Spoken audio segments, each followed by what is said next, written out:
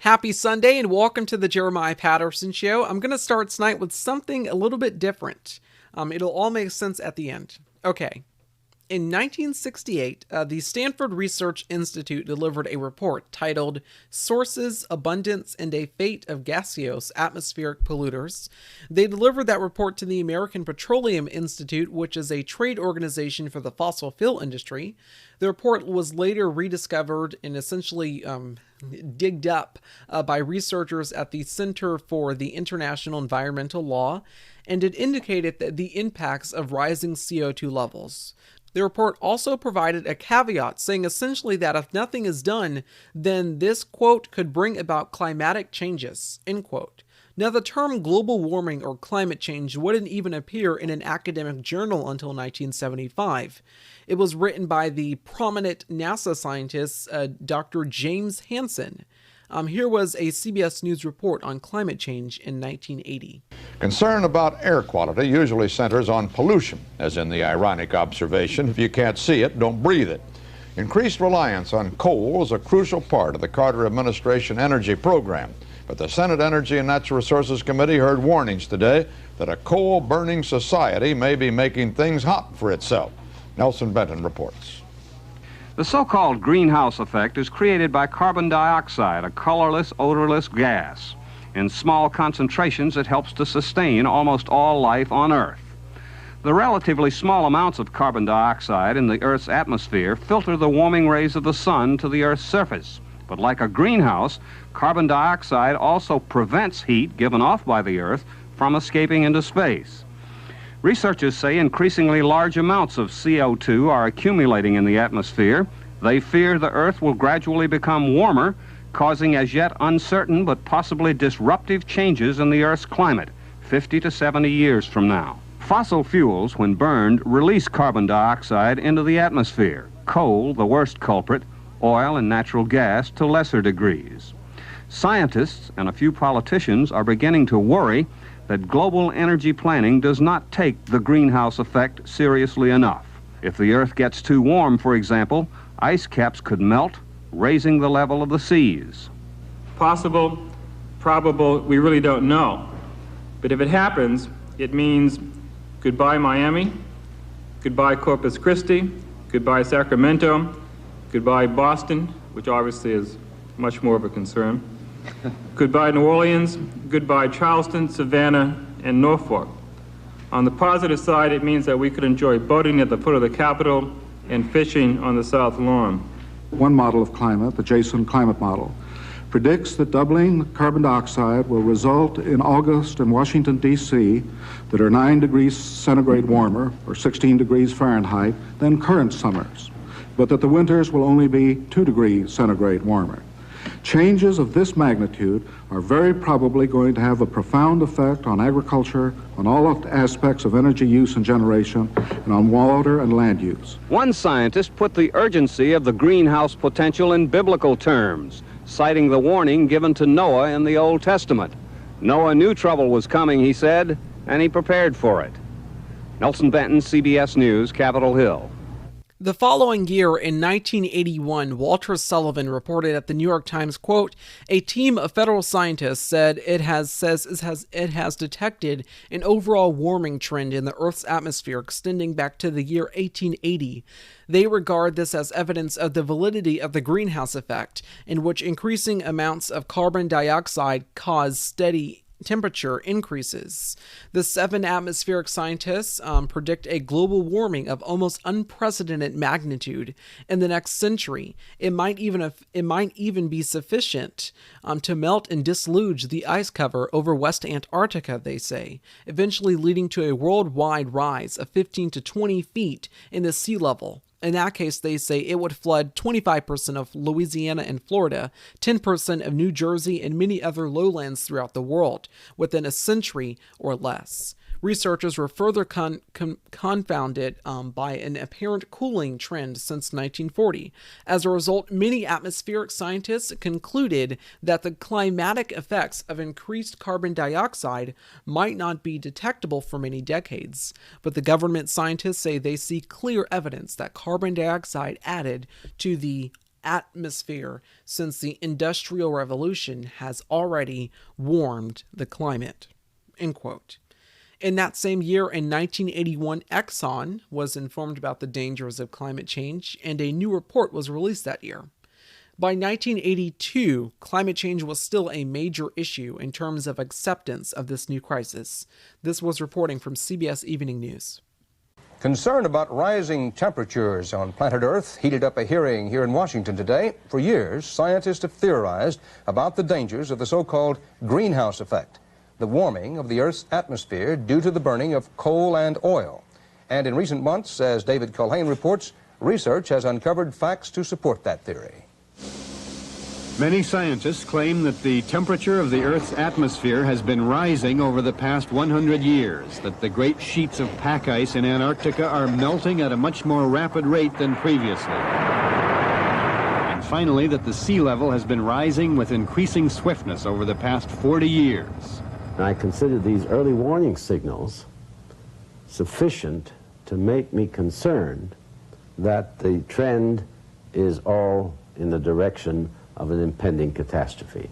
If these scientists are correct, about 25% of Florida would be flooded sometime in the next century, along with low-lying areas all over the world. Climate changes could produce widespread disruption of agriculture. The American farm belt might be too dry, and the wheat and corn crops would have to move to Canada. Scientists blame the odorless, colorless carbon dioxide gas for these potentially dangerous changes around the planet. It is the greenhouse effect. The gas allows sunlight to filter down and warm the Earth. But like the glass of a greenhouse, the carbon dioxide tends to trap heat so that it cannot rise into space. The scientists maintain that the coal, oil, and gas we've been burning for 100 years have produced more and more carbon dioxide and helped overheat the Earth. Now, some political leaders endorse the demands for more CO2 monitoring stations, like this one in Hawaii. And they share the anger of the scientists at Reagan administration budget cuts at a time when they feel closer to getting definitive answers. We are not doing the kind of research that we should be doing to determine whether or not these scientists who are so alarmed are correct in their assessment. Even the pessimists, the ones that predict these terrible cases, aren't really predicting large effects for 50 years or so. So I don't see that we should pour money on this problem in the short run. We should have an intelligent program, but I don't see the reason for haste. This computer model simulates Arctic ice. Scientists are trying to predict the rate at which it will melt and how much it will make the oceans rise. And what they find out will affect the lives and fortunes of millions of people, the very survival of cities like this one. David Culhane, CBS News, New York. Quote, "What they find out will affect the lives and fortunes of millions of people, the very survivals of cities like this one." End quote. Once again, just eerie news coverage there back in 1982 on climate change. On June 24th, 1988, Dr. James Hansen, who I talked about earlier in the show, first testified to the Senate about global warming. This was the New York Times write-up at the time. Quote, "Until now, scientists have been cautious about attributing rising global temperatures of recent years to the predicted global warming caused by pollutants in the atmosphere, known as the greenhouse effect. But today, Dr. James E. Hansen of the National Aeronautics and Space Administration told a congressional committee that it was 99% certain that the warming trend was not a natural variation, but was caused by a buildup of carbon dioxide and other artificial gases in the atmosphere. Dr. Hansen, a leading expert on climate change, said in an interview that there was no magic number that showed when the greenhouse effect was actually starting to cause changes in climate and weather, but added, quote, "It is time to stop waffling so much and say that the evidence is pretty strong and that the greenhouse effect is here." If Dr. Hansen and other scientists are correct, then humans, by burning of fossil fuels and other activities, have altered the global climate in a manner that will affect life on Earth for centuries to come. End quote. In 2018, Dr. James Hansen, who famously testified in 1988 warning about the danger of climate change, told Hannah Devlin at The Guardian, quote, quote, "All we've done is agree there's a problem. We've agreed to that in 1992 at the Earth Summit in Rio, and re-agreed to it again in Paris at the 2015 Climate Accord. We haven't acknowledged what is required to solve it. Promises like Paris don't mean much. It's wishful thinking. It's a hoax that governments have played on us since the 1990s. End quote. Today, we reached out to Dr. James Hansen. Dr. Hansen said he's not available today. He won't be available for a while, but he is working on a book. He says he misses chances to respond to people to talk about climate change, which is a huge issue. But he did provide this statement, which he says that he uses this statement to respond to lots of interview requests as he is currently working on his book. This is the statement that he provided. This is the statement. It reads, quote, Although I passed my 75th birthday some time ago, I can't retire because I realize the possibility that we older people may leave a mess for young people with the consequences out of their control. Actions needed to go on a different path, one that avoids climate catastrophes and preserves most of the species on Earth makes sense for many reasons. Yet, in my opinion, no politicians propose what is needed. This is frustrating. In my opinion, it's a failure of us scientists to communicate well. End quote. Once again, that was a statement that Dr. Hansen said he usually provides to all people who ask him for interview requests. Once again, that is a statement that he provided there. The other climate scientist who was at the 1988 hearing with Dr. James Hansen was Michael Oppenheimer, and he said the struggle to confront climate change has been, quote, discouraging. He continues, quote, the nasty anti-science movement ramped up, and now we are way behind. I'm convinced we will deal with the problem, but not before there is an amount of suffering that is unconscionable and should have been avoided. End quote. There's another aspect to this that I feel is worth pointing out here just for context. Do you remember Bill Nye the Science Guy? There was a show in which he was the star back in 1993, and it was very educational. In the show, he does lots of experiments and puts them into context. And if you are still unfamiliar, does this ring a bell? Cold-blooded. Cold-blooded. They're slimy. Amphibians. Where are they? Oh, there's one. They're slimy. Bill Nye the Science Guy. Bill Nye the Science Guy. Bill Nye the Science Guy. Science rules. Bill Nye the Science Guy. Inertia is a property of matter. Bill Nye the Science Guy. T-minus 7 seconds.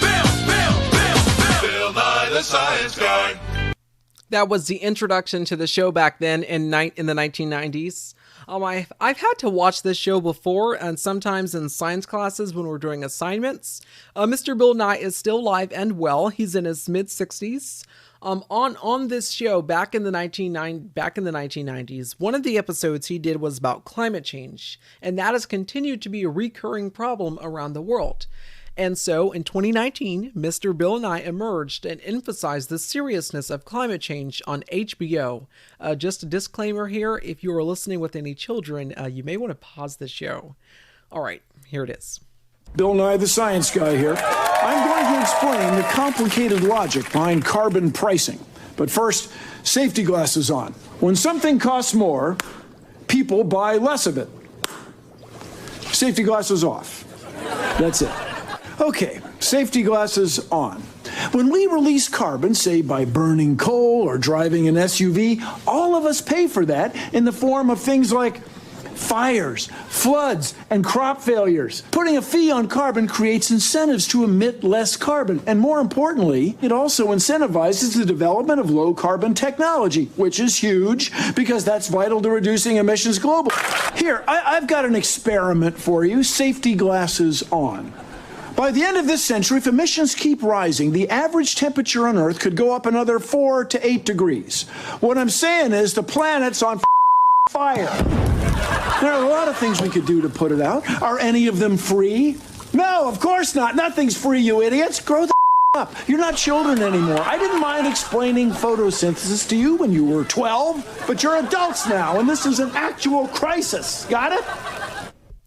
That was Bill Nye in 2019, emphasizing with a little colorful language there the seriousness of climate change and why we must take it seriously and why we must act now. Well, those echoes of worry and urgency have now been met with this new 110-page report from the United Nations. I will admit, I started reading this report, and about 21 pages in, I realized it was too convoluted for me. So I went on the United Nations' website, and they have summarized it. But before we get to the summary, there were some key parts in this report that I didn't highlight that I feel is worth pointing out here. This is how the report begins. All right, quote, 2020 was not only the year of the pandemic, it was also the year of intensifying climate impacts. Floods, droughts, and storms affected over 50 million people. Wildfires devastated forests and communities. Plagues of locusts devoured vital crops in East Africa. We have not heeded these warnings. Based on current pledges under the Paris Agreement, the world is heading for at least 3 Celsius temperature rise this century. If this happens, 2020 will seem like a walk in the park, even if we limit global warming to well below 2 degrees Celsius, or even 1.5 degrees Celsius. Developing countries will suffer. We are, as the UN Secretary General said in his 2020 State of the Planet address, in a, quote, race against a time to adapt to a rapidly changing climate. The 5th edition of the UNEP Adaptation Gap Report, which looks at the state of the play in adaptation, planning, finance, and implementation, finds that while we may be gathering pace, we are still losing this vital race. There is some encouraging news. Almost 3/4 of countries have adopted at least one national level adaptation planning instrument. Most developing countries are working on national adaptation plans. There's also a growing number of adaptation actions. Since 2006, multilateral climate funds have initiated around 400 adaptation projects in developing countries, with their size and scope growing. End quote. Then there is this, quote, the year 2020 has been one of the warmest years on record. Over 50 million people globally have been recorded as directly affected by floods, droughts, or storms, and wildfires have raged with greater intensity in Australia, Brazil, Russia, and the USA, among other countries. It is therefore more important than ever that countries make progress on adaptation. What are we doing today to adapt? To what extent are we currently reducing climate risks? To what extent will our adaptation trajectory help us reduce future climate risk? End quote. Those are the essential questions there. Furthermore, this report also indicates things we can do. For instance, comprehensiveness, implementation, integration, and monitoring and evaluating. So those were some key parts from this report that I felt was worth pointing out here. Some key takeaways right before I stopped reading. But as I said, the United Nations did provide a summary on their report on their website. According to this summary, as temperatures increase and climate change exacerbates, countries need to urgently step up action to essentially adapt to the new climate reality or face serious cost, damages, and losses. Inger Anderson, the UNEP executive director, said in a news release, quote, the hard truth is that climate change is upon us. Its impacts will intensify and hit the vulnerable countries and communities the hardest, even if we meet the Paris Agreement goals of holding global warming this century to well below 2 degrees Celsius and pursuing 1.5 degrees Celsius. End quote. According to this new report, global commitment will also be needed, and bolstering public and private finance for adaptation is urgently needed. News.un.org also says that this report also essentially talks about nature-based solutions such as non-expensive options that will reduce climate risk, restore and protect biodiversity, and bring benefits for communities and economies. There is also talk about cutting greenhouse gas emissions. Quote, cutting greenhouse gas emissions will reduce the impacts and cost associated with climate change, according to the report. Achieving the 2 degrees Celsius target of the Paris Agreement could limit losses in annual growth up to 1.6% compared to 2.2% for the annual 3 degrees Celsius trajectory. UNEP urged all nations to pursue the report outlined in its December 2020 emissions gap report, which called for a green pandemic recovery and updated nationally determined contributions that included new net zero commitments. Quote, however, the world must also plan for, finance, and implement climate change adaptation to support those nations least responsible for climate change but most at risk. The UN agency added, quote, while the COVID-19 pandemic is expected to hit the ability of countries to adapt to climate change, investing in adaptation is a sound economic decision. End quote. The United Nations also says that we could hit a climate change milestone by 2024. In Spain, a peculiar event has just happened. It has just snowed. And while you're thinking, yes, why is that peculiar? That is a great thing. It is not. Here's someone explaining it. Here's a resident in Spain actually explaining it and why that is not a good thing.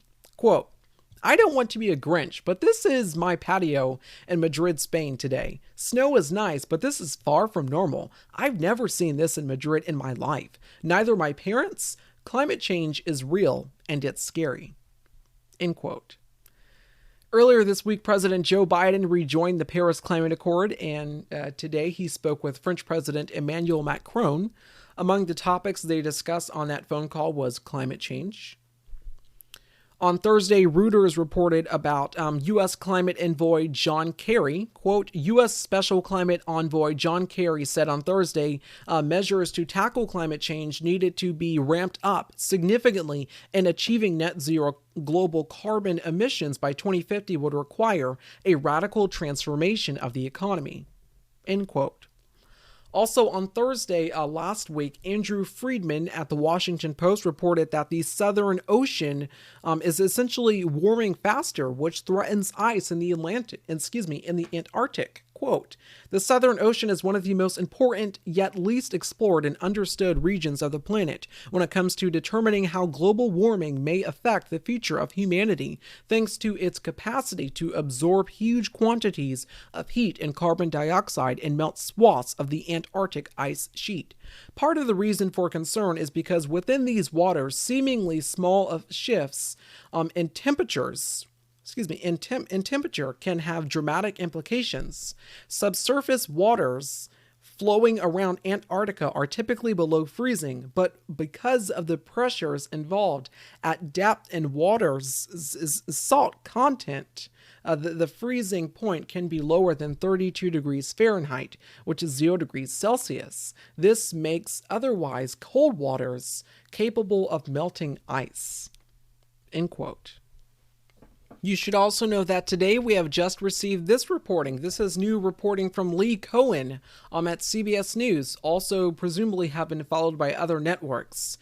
Quote, climate change will cause a shift in Earth's tropical rain belt, threatening water and food supply for billions, study says. Quote, By 21,000, billions of people are at risk of facing more flooding, higher temperatures, and less food and water. A new study published in Nature Climate Change found that the climate change will cause the Earth's tropical rain belt to unevenly shift in areas that cover almost 2/3 of the world, potentially threatening environmental safety and food security for billions of people.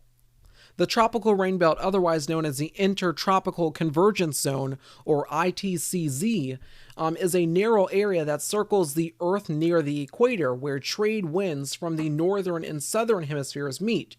Areas along the equator are among the warmest on Earth, and this, paired with the winds, creates significant humidity and precipitation. Quote, Our work shows that climate change will cause the positions of Earth's tropical rain belt to move in opposite directions in two longitudinal sectors that cover almost 2/3 of the globe. Lead author Antonio Mamlakis said in a statement, quote, "A process that will have cascading effects on water availability and food production around the world," end quote. Over the years, there has been a clear and consistent message about climate change, and that is we must act now before it is too late. There's been so much political fighting about this issue, and it used to be a bipartisan issue for the sake of preserving and protecting our environment. That is unfortunately not the case anymore. We don't need to argue about climate change. We don't need to argue about this or if it's really happening. We have already diagnosed the problem. Now we have to solve it. At a time when we're asked to sacrifice, we step up to do our part. On the home front, on the front lines, to lend a helping hand and hold each other up. We are resilient, vigilant, and we'll get through this because we're better together, even if we're a little farther apart. This was the headline from the Texas Tribune on Friday, quote, "Facing a crush of COVID-19 patients, ICUs are completely full in at least 50 Texas hospitals," end quote. In Texas, they have also deployed more help to the border as coronavirus deaths are spiking. Today, they reported more than 11,000 new coronavirus cases and 208 additional deaths. According to KSAT News, deaths are beginning to decrease in Texas, which is good news. In Houston, Texas, hospitalizations are setting record numbers. They are essentially reaching those summer surge levels. That is astonishing and concerning. This was reporting from KHOU 11 News on Thursday. State health officials say COVID-19 numbers are so high, hospitals can't take much more. It is a concern among leaders in the Texas Medical Center as coronavirus hospitalizations and deaths surge. Stephanie Whitfield has this story. The number of people hospitalized with COVID-19 in the Texas Medical Center is as high now as it's been throughout the pandemic. Kevin McFarland leads the Houston Emergency Nurses Association. I think we're seeing in the emergency departments are full. They're busy. They're working hard to get patients upstairs and into the hospital, and the hospitals are nearing capacity. COVID cases and hospitalizations have been rising since before the holidays. For the first time in weeks, Harris County's positivity rate dropped slightly from 20% to 19% this week. But that number is still really high. Hospitals have already expanded intensive care units to phase 2 surge capacity. Even those beds are 89% full. The fear is if things don't change, hospitals will be overwhelmed in the next few weeks. Don't let your guard down. We got to keep vigilant on this, and we got to get through this together and vaccinate when you can. Health officials say the COVID-19 vaccine is one of the keys to life returning to normal, but it won't help with the surge of hospitalizations and deaths we're seeing right now. What will help is slowing the spread of the virus in the community by wearing masks and continuing to social distance. Stephanie Whitfield, KHOU 11 News. Today, Florida reported 9,535 new coronavirus cases and 129 deaths. According to the Associated Press, Florida has rolled out a new coronavirus vaccine appointment system and a new state number, which allows residents to make vaccine appointments. Reportedly, Florida is the second in the nation when it comes to the states with the most COVID-19 variants. Generally, this information is based off community prevalence. Today, Idaho reported 600 new coronavirus cases and 2 new deaths as the state is continuing to see a surge in coronavirus cases.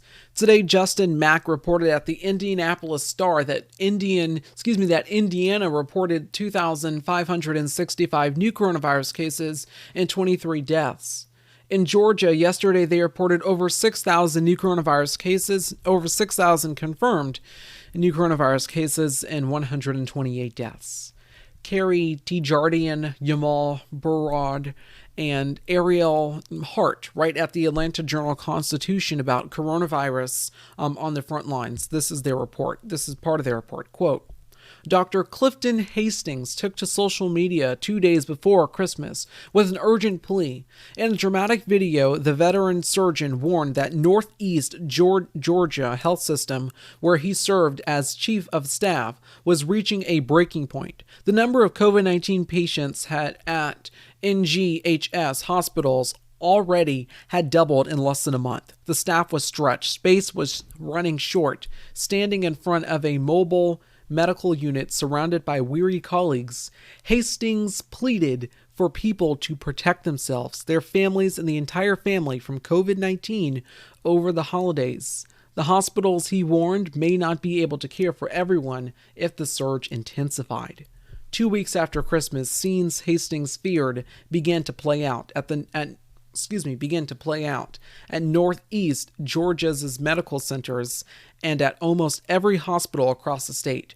COVID-19 patients, 345 in all, filled about half of all the beds at the hospital. On January 8th, dozens of other patients were in the emergency department at the system's Gainesville Hospital waiting for a room.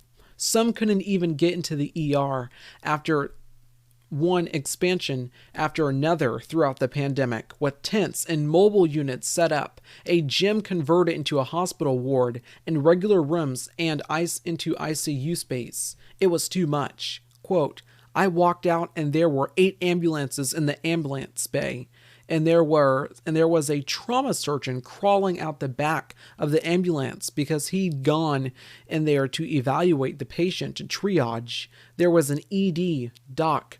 I mean, the people in the ER are going out to the ambulances. Quote, we had 15 people in the gym. We had 20 people in trailers. We had patients in the hallways. End quote. In the few days that followed, the staff watched with relief as the patient load dipped a bit. But then COVID-19 deaths started setting new records, not just where Hastings worked, but across Georgia.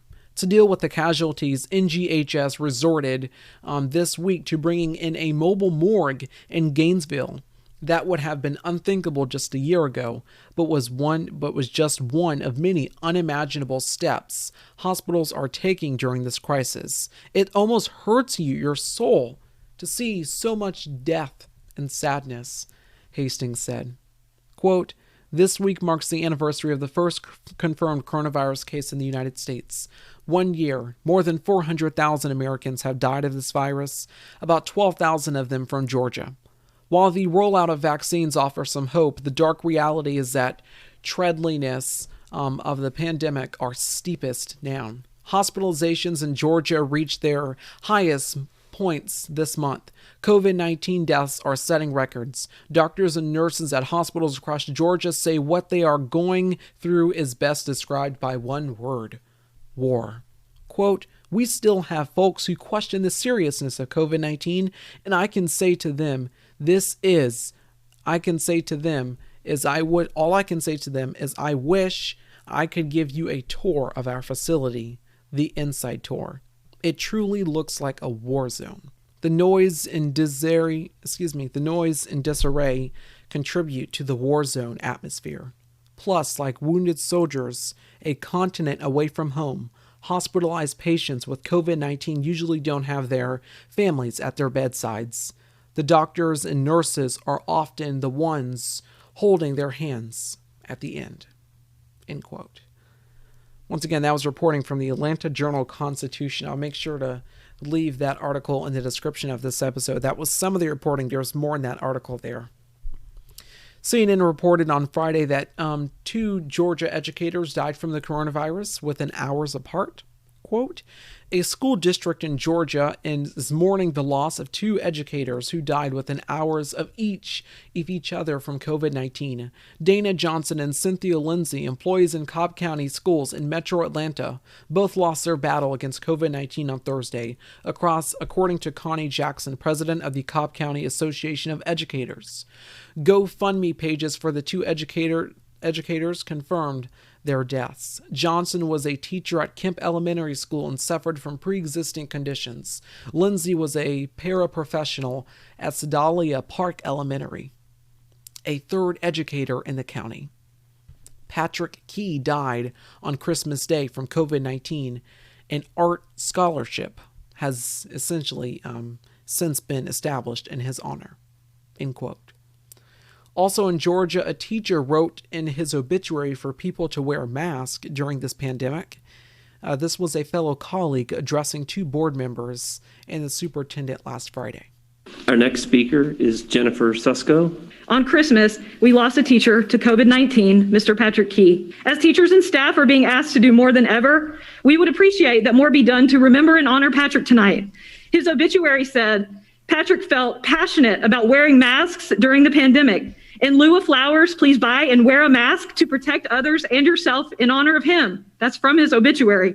I'm going to stop talking for a few seconds in honor of Mr. Key.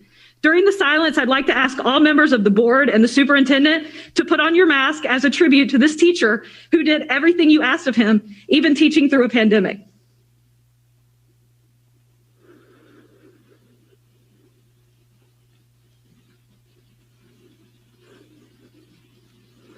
"30 seconds.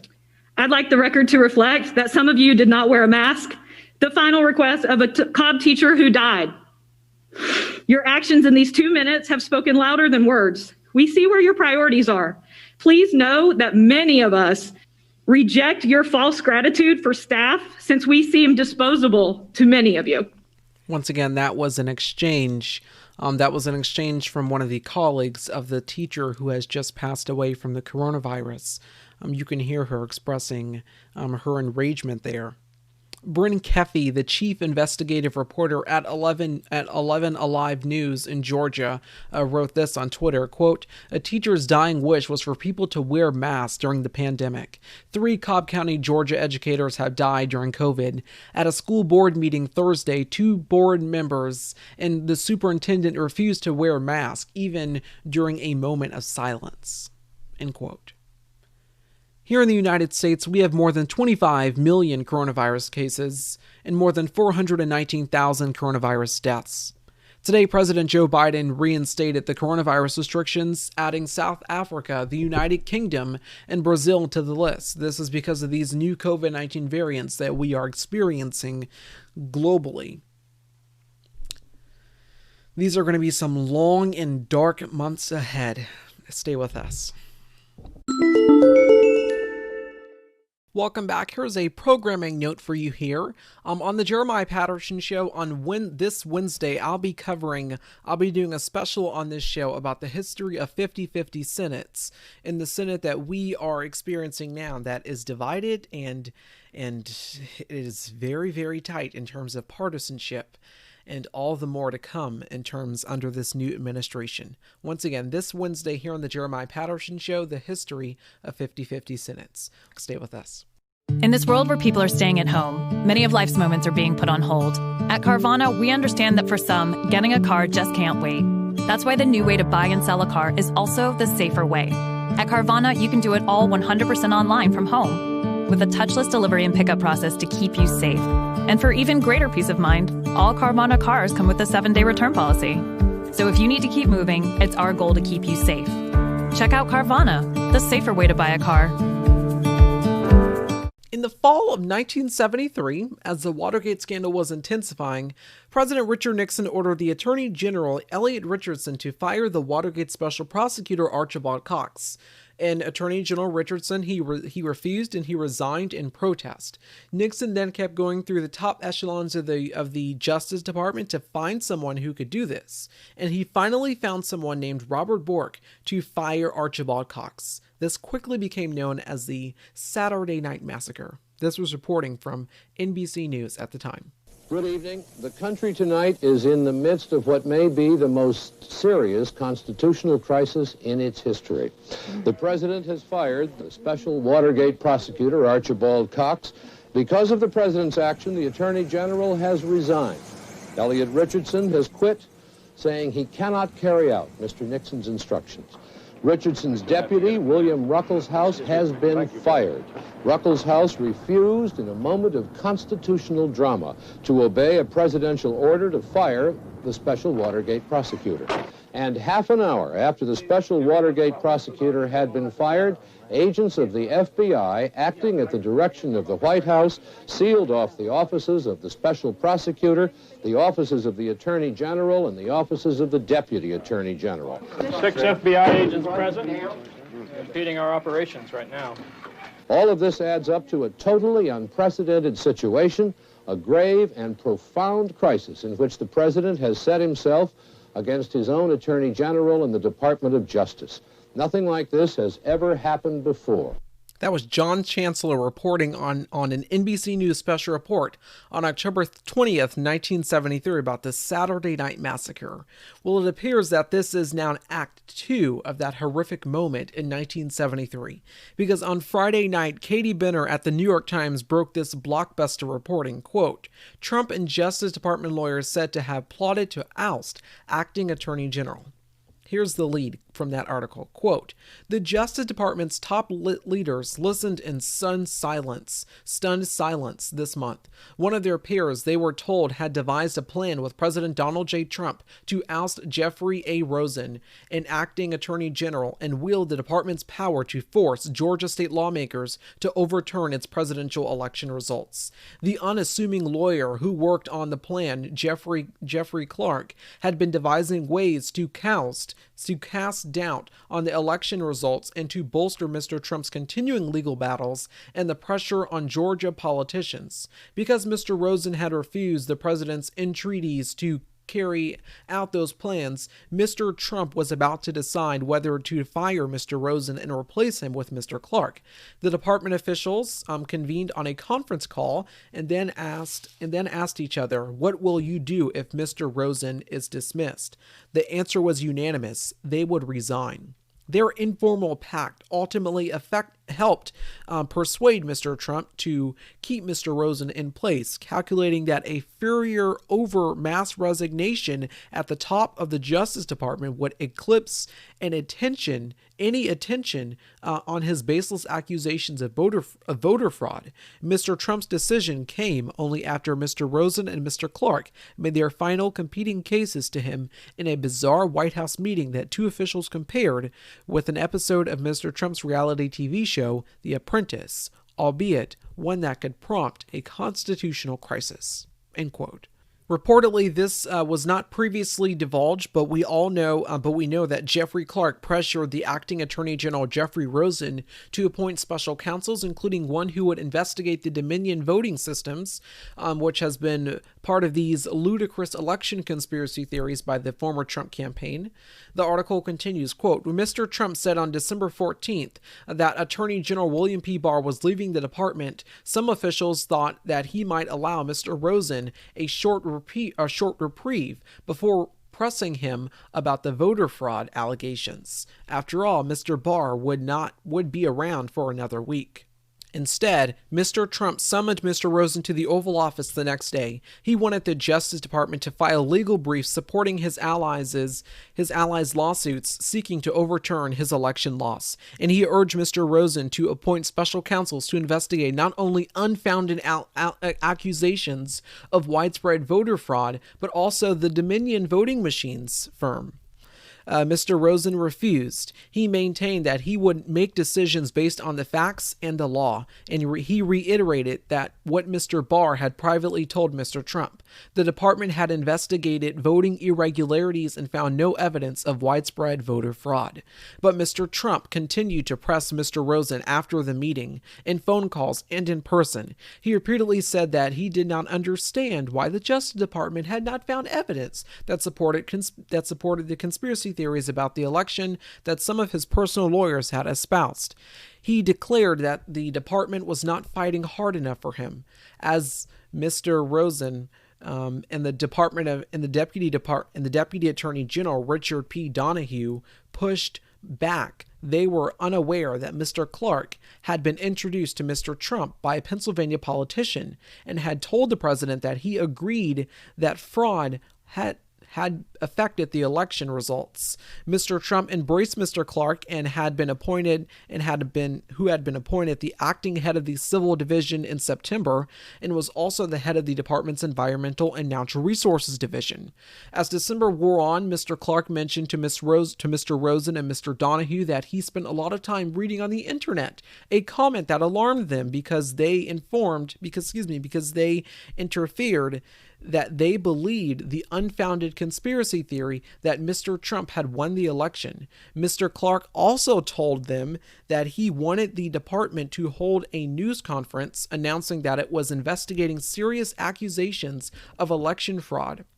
Mr. Rosen and Mr. Donahue rejected the proposal. Mr. Clark was also focused on Georgia. He drafted a letter that he wanted Mr. Rosen to send to Georgia state legislators that wrongly said the Justice Department was investigating accusations of voter fraud in their state, and that they should be moved to void Mr. Biden's win there. Mr. Rosen and Mr. Donahue again rejected Mr. Clark's proposal. Unbeknown to the acting attorney general, Mr. Clark's timeline moved up. He met with Mr. Trump over the weekend, then informed Mr. Rosen midday on Sunday that that the president intended to replace him with Mr. Clark, who could then try to stop Congress from certifying the Electoral College results, which said that Mr. Rosen could stay on as his deputy attorney general, leaving Mr. Rosen speechless. Mr. Trump was somewhat swayed by the idea that firing Mr. Rosen would trigger not only chaos at the Justice Department, but would also essentially cause congressional investigations and possibly recriminations from other Republicans and distract attention from his efforts to overturn the election results. After nearly 3 hours, Mr. Trump ultimately decided that Mr. Clark's plan would fail, and he allowed Mr. Rosen to stay. End quote. Katie Benner at the New York Times reached out to Jeffrey Clark for this reporting, and he says that there are many inaccuracies, and he denies that he sought to do this to oust the acting attorney general Jeffrey Rosen. She also reached out to former President Donald Trump, who did not respond to this report. Once again, just a remarkable story here. Former President Donald Trump and this DOJ lawyer, Jeffrey Clark, sought to oust the acting attorney general, Jeffrey Rosen, just so that the president's wishes could be carried out to overturn the results of the Georgia state election so it could be in his favor. This article will be linked in the description of this episode. Thank you so very much for listening to this episode of The Jeremiah Patterson Show. I really appreciate it, and I will see you next weekend.